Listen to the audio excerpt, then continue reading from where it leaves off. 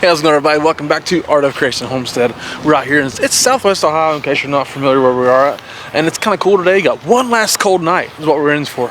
We've been trying to do as much planting as possible early because it just feels like everything's early this year. And if you've watched any of our videos, you saw that we did plant a bed here with some peas, some sugar snap peas, and we planted some grow bags with some shelling peas.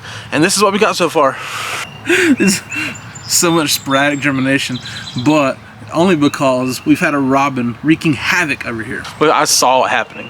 The robin was coming over here and just raking its beak through the dirt and looking for the seeds. So all the seeds are gone.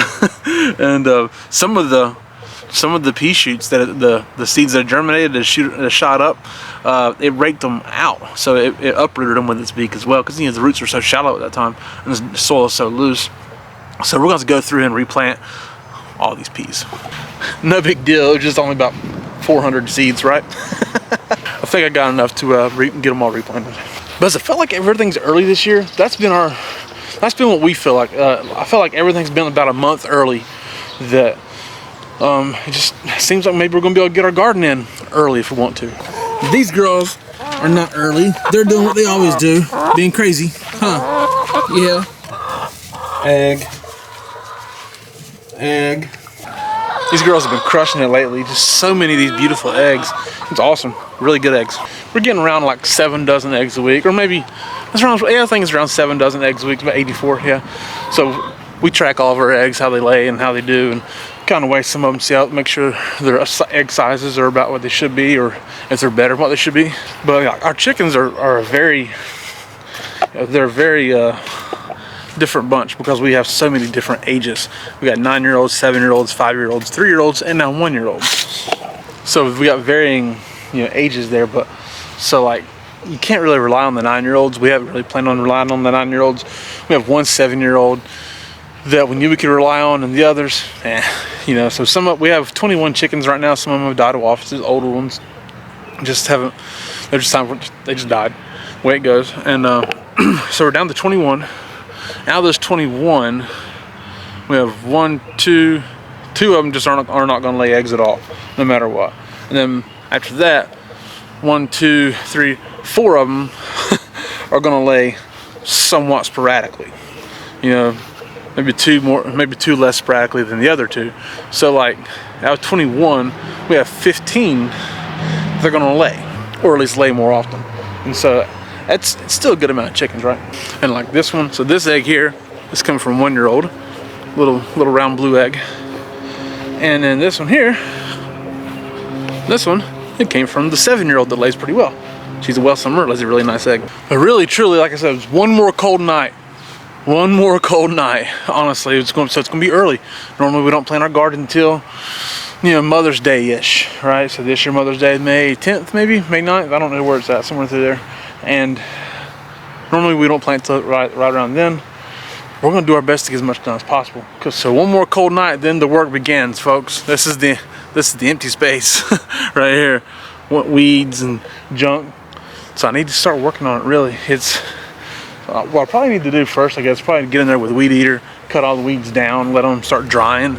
That way, when I go till, because we put a bunch of bedding and we've done a bunch of bedding and dried leaves from last fall, and we composted some stuff in there, some manure and some vegetable scraps and junk. Put a lot of random organic matter in there to compost to build that soil. So I need to till, just mix it in some. But then before I need to do that, I need to get some junk cut down. And these beds are a mess. We have 4 raised beds. Yeah, 4 raised beds right here. Nothing but weeds, and they're kind of breaking down too, because again, I built them cheaply, 6 years ago, whatever, 5 years ago. So they're kind of breaking down. We got a lot to do, but it's gonna be a lot of fun. You saw we planted these green stalks, and they're germinating pretty well. I need to water them. We're just kind of waiting on some rain, but it hasn't really rained that much. So I need to water them a little bit. That'd help. The arugula's done great in this one. Arugula's doing really good, and so it's arugula here, and I believe it's some kind of kale, and spinach, another kale, some lettuces somewhere or another maybe. So they're doing really good. Again, right here is all this where we cut out. Cut these bushes down, just starting to dig them out. But again, like I said, there's a bunch of poison ivy in there. My arms were covered while we were on camera. After we got done, I took the long sleeve shirt off, and I found some more roots to pull out. So I said, I'll pull them up real fast, no big deal. One of them touched my arm, and I forgot to clean it immediately. I'm paying the price for it. I got poison ivy all over my arms, my legs.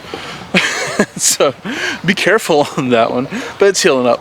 On a side note, good natural poison ivy treatment, I think. It's green goo poison ivy. We use green goo on our chickens if there's a wound. We'll use it on there to heal any frostbite issues. Green goo works really well. It's an all-natural salve. Really, you only find it online, Amazon, and places like that. And so, green goo poison ivy works really good.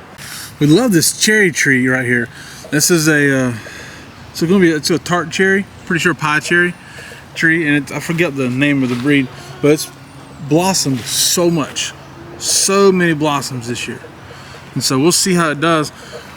And you see some cherries coming out right here, but we're gonna need some fertilizer, so we're gonna have to make sure we get some fertilizer in here, and so it has the energy to grow these cherries. It looks like there's a large amount of cherries that could possibly come on. Don't know exactly how much, but it's also early for this. That's the thing. This seems to be the theme, is everything's early. Everything is so early this year. So we're gonna try to get some fertilizer here. We're just gonna take some bone meal and some blood meal. Okay, that's all we're gonna do for it, just to give it some energy. With the blood meal and the bone meal should just help it to produce good fruit. Okay, phosphorus is really good for helping to produce good fruit. So we're gonna make sure we get plenty of that in there. All I did was I took a hoe, made a little circle around it, and we'll throw some of the blood meal and bone meal in there, cover it over and water it down. I will tell you, if you have one of these trees like this, they're grafted.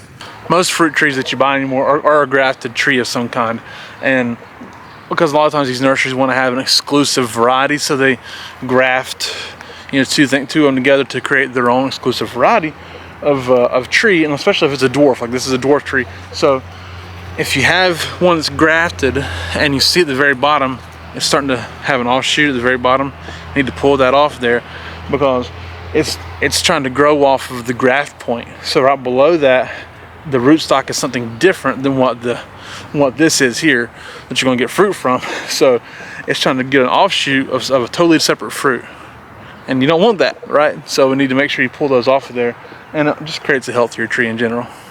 So all that being said, everything's been early. It's early this year. It's even been early for us letting the chickens out in the mornings. Feels like it's just a few minutes earlier every single morning, and we're actually letting the chickens out earlier in the evenings here. Come on, kids. Come on out. There you go. Eat up. We do this every evening.